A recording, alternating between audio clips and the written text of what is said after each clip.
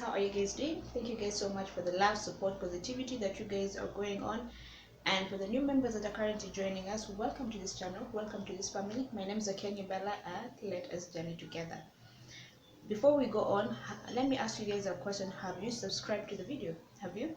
If not, please let me give you a few seconds as you click on subscribe down below and click on the bell notifications so that it will notify you every time I post a new video. So yeah, please take your time as we wait for you to subscribe. Let's wait.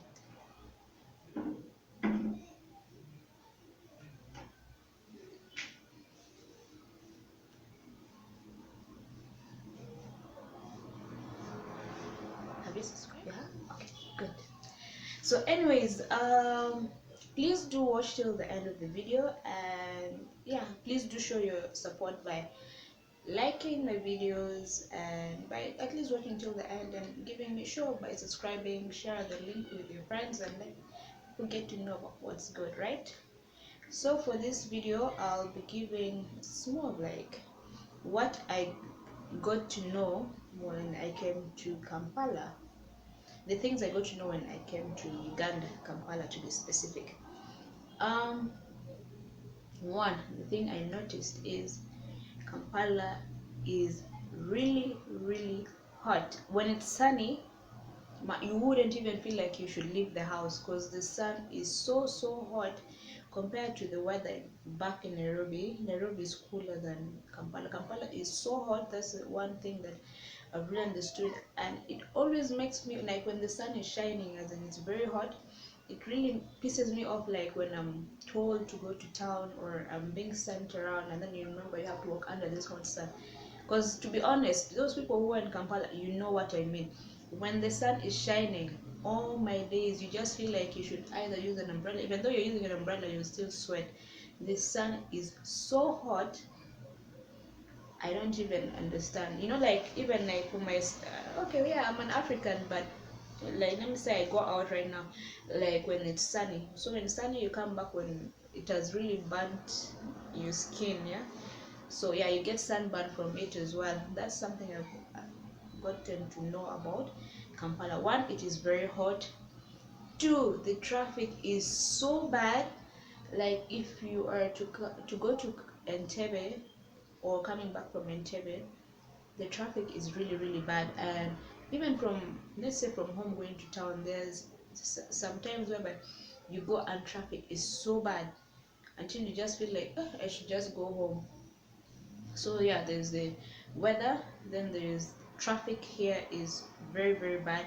The other thing that I've realized is when you go to the market or to the shop, anywhere to buy anything, it can be clothes, it can be foodstuffs, it can, yeah, as long as it's not in the supermarket. But if you go to these streets and you try to buy something, if you do not speak in Luganda,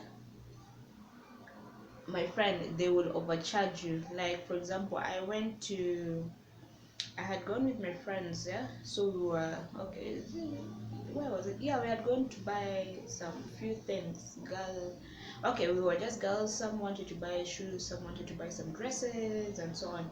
So I remember I went. I asked for a pair because I don't necessarily speak. I don't really speak Luganda, but I can understand the language.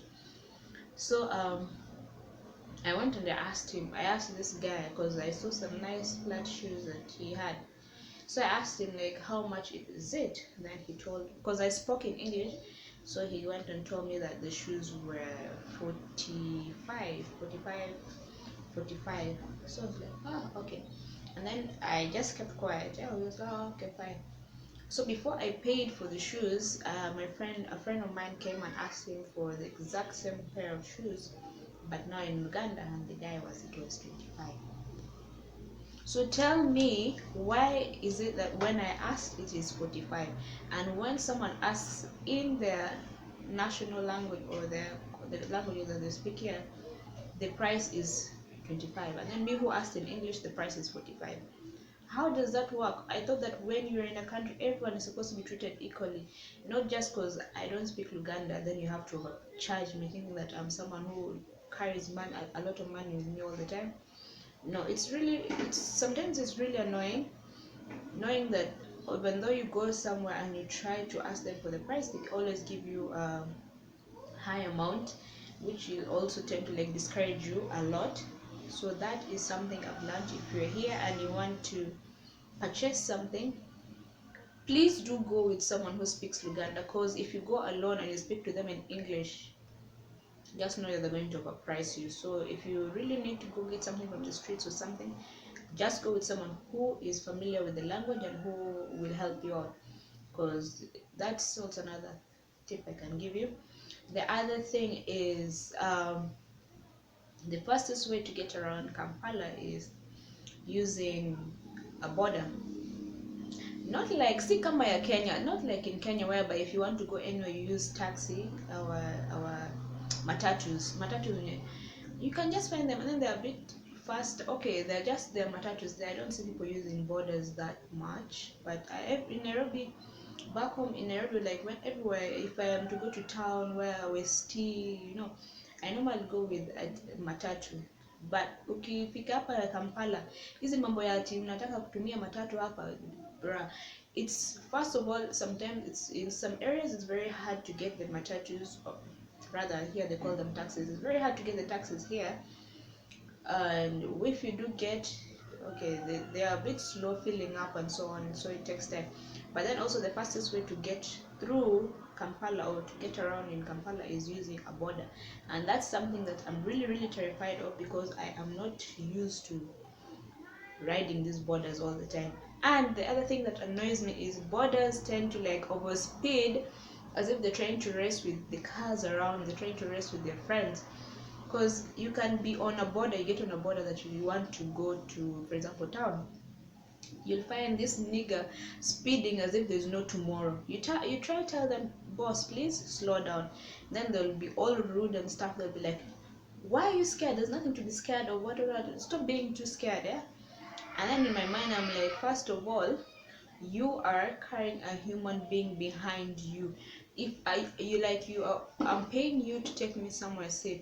There's no way I'll pay you my money so that you just go and drive around very recklessly, and it's so annoying and it's very scary. You can find like here, they said there's a car here and then there's a lorry here, so you'll find that the space is a bit small, and this nigga would want to.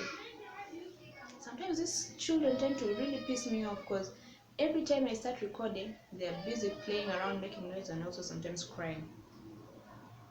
But anyways, let's ignore that. Nothing is going to stop me from shooting the video today. So anyways, you'll find there's a car here and then there's a lorry, and then the space between these two is very tight, yeah. So you'll see this guy wanting to go between these cars, and you know that if he dares make any small mistake, both of you guys will get hurt. Because now what's the point of like trying to force yourself between these two cars, and you can clearly see the spacing is very small? Why would you want to squeeze yourself over there? And then they take. People don't respect the rules. I don't know which driving school they went to or stuff, but if you are like on a border, they don't care where they go. They just keep on going left, right, center. Even like the pathways where pedestrians are walking, they'll climb on top of that thing, on top of the sidewalk, and ride there. So I'm just like, what is happening? Instead of driving carefully, we'll all get there. You don't have to necessarily like overspeed like there's no tomorrow. Just take someone slowly and make sure that they are comfortable. This thing, and remember, I was told that safe border is one of the safest borders to use, but the drivers sometimes safe border. Please do check go check. They should always check their drivers, or at least tell them how to check people around, because sometimes you tell this driver to slow down and the guy gives you attitude. So these guys, I don't know, these border people just need to chill out, and whenever they take someone, they should at least think of the life they're carrying behind them, because any tiny mistake and you're both going to be hurt. So these are a few things that I got to learn when I came to Uganda, Kampala to be exact. And yeah, so anyone who's trying to or thinking of coming this side, please do understand there's some challenges, but you'll also get to cope with it. So anyways, thank you guys so much for viewing, and for the ones who reached here, thank you guys so much. I think I will start doing this shout out, giving people shout outs. But yeah, anyways, thank you guys so much for being listening, and I really love you guys. Don't forget to subscribe, like, share this video, and also do comment, and also comment down below what are the challenges that you face moving around in Kampala. And yeah, please don't forget to subscribe, like, and share this video, and follow me on all my social media handles that I'll also be putting down below. So love you guys, and I'll see you guys in my next video. Bye.